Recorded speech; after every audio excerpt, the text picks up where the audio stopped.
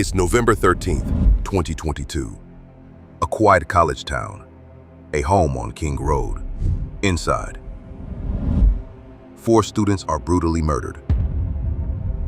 A crime so shocking, it paralyzed an entire community and drew the world's eyes to Moscow, Idaho.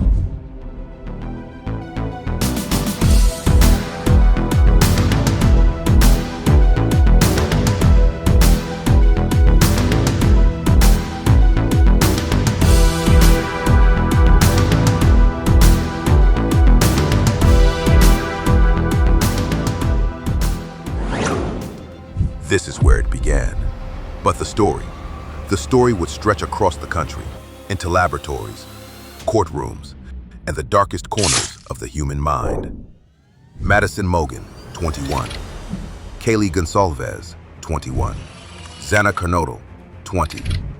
Ethan Chapin, 20. Best friends, classmates, lovers. It felt like any other night in the house. After some late chatter, the friends split off, each retreating to their corners of safety. Kaylee and Madison climbed to the 3rd floor, choosing to sleep side by side in Maddie's room. Kaylee's golden retriever, Murphy, padded into her own room across the hall. On the 2nd floor, Xana and Ethan closed the door behind them in Xana's bedroom, while Dylan retired quietly to her room just down the hall. And in the basement, Bethany switched off her light and drifted to sleep. 6 lives under one roof, unaware that only hours later, their home would no longer be a sanctuary. Hours later, someone slipped inside with a knife. No forced entry, no alarm, just silence and horror. By dawn, 4 lives had been stolen. 2 roommates survived. One glimpsed a masked figure in black clothing, whispering, "I'm here to help you." She locked her door, not realizing death was just down the hall. Moscow had never seen anything like this. Panic swept the university. Families pulled children from dorms. Rumors erupted online, wild theories, false suspects, endless speculation.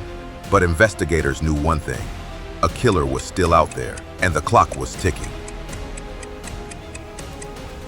The breakthrough came from a single mistake: a knife sheath left behind. On it, DNA.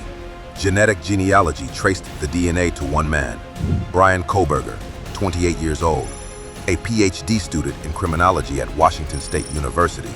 Just 15 minutes away, he studied killers, and prosecutors say he became one. His car, his phone, his DNA, piece by piece, the net closed in.